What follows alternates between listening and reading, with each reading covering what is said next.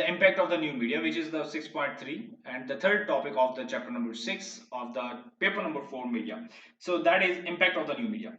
So what are the basically impact of the new media? We were discussing in the previous topic the difference between the traditional and the new media. So new media brings basically the more diversity and the more options to the customers. So what are the role of that new media, or what are the impact of this media on the customers' lives? So one of the main issue arising from the growth of the new media is the consumer privacy.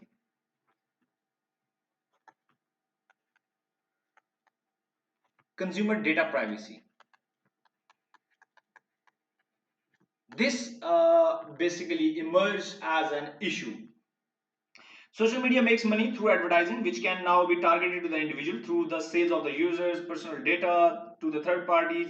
Therefore, exchange free services for some loss of the privacy, which has been taken advantages of by some corporations such as Facebook, which are able to accurately, gather the wide range of the personal data, information from an analysis of the individual likes and their others' online content. This includes information such as ethnicity, IQ, sexuality, substance use, and the political views. So in this respect, Soha argument that Socha and Iber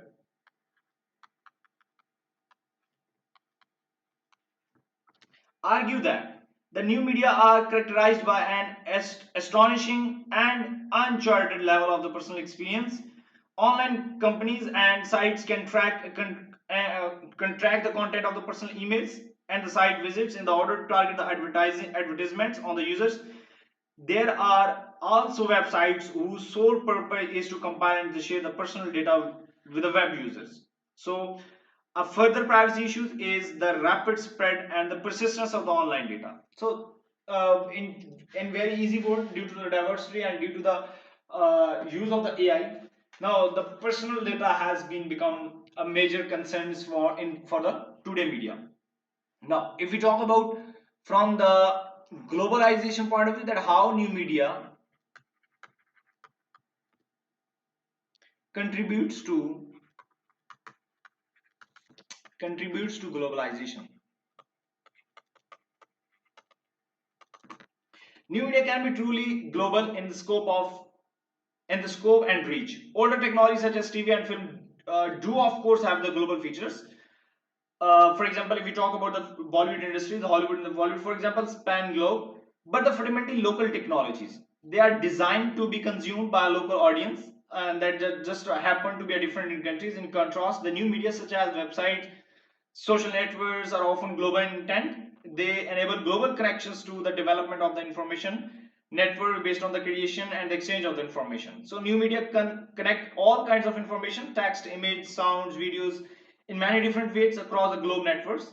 And the key feature therefore is the interconnection, or not just of the information but also of the people.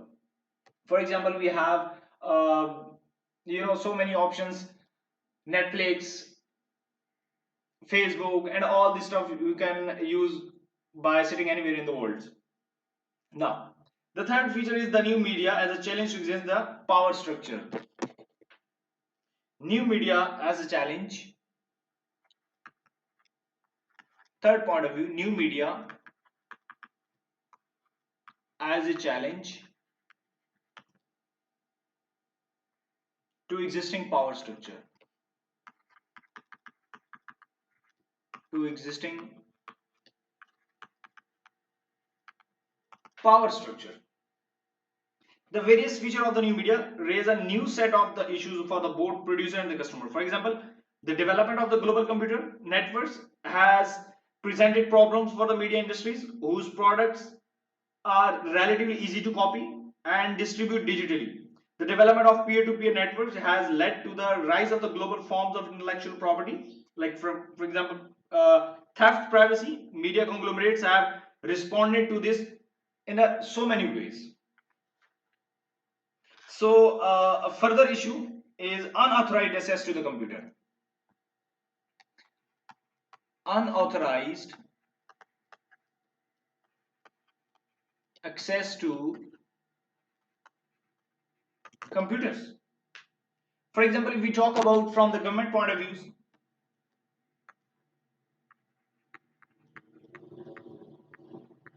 if we talk about from the government's point of view, cyber warfare, for example, is when the governments engage in the political motivated hacking of the rival of the government computer networks for reason the range for spying. Then the organizations.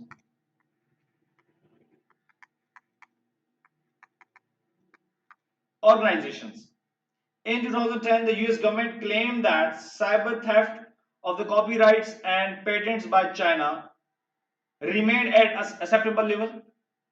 Then the individual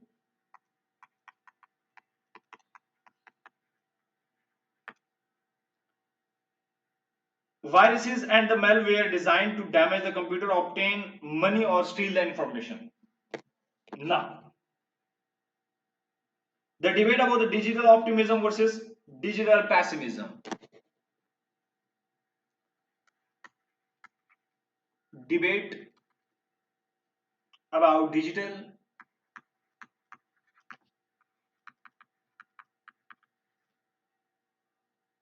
optimism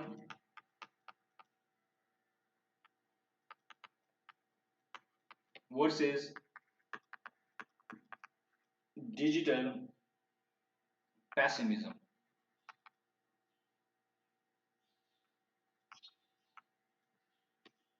The development of the new media has led to the debate about the impact that changing the technologies have on economic, political, and the cultural life. This debate involves around two opposing views: digital optimism and the pessimism. For the viewpoint of the digital optimism, the defining the characteristics of the new media, the form of the digital liberalization that claimed in the basis of four processes: decentralization, globalization, harmonization, and empowerment. These processes impact on the society in a wide range of ways. Now, number one is economic terms.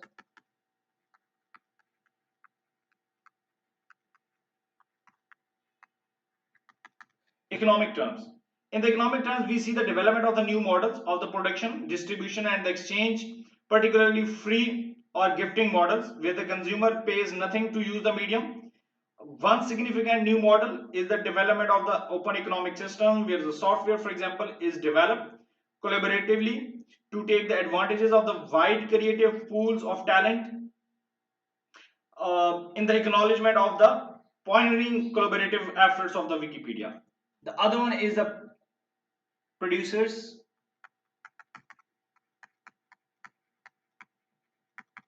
Producers, producers, especially large corporations, have to be more responsive to consumer demands because the ability to act as a global crowd, passing information swiftly from individual to individual, means that the corporate behavior is continually being monitored, evaluated, and held to account. Digitally, technologies assist crowdsourcing.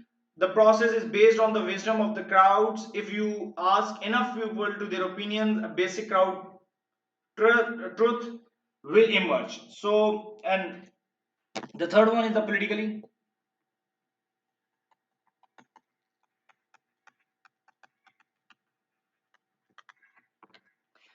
the global flow of the information weakens the state holds over individual and the ideas.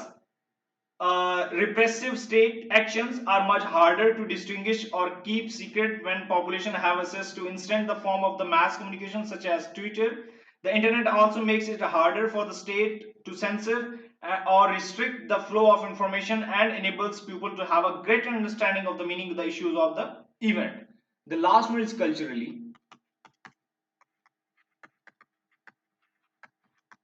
Culturally. Culturally, behavior can be both practitionary and the personalized. The global village combines the collectivity with the individual. Cooperation flourish while people simultaneously maintain what calls daily me. The personalization of the things like news information focused on the specific interest of the each individual. Personalization contributes to the participation by encouraging the diverse individuality that leads to the development of the new ways thinking and behaving.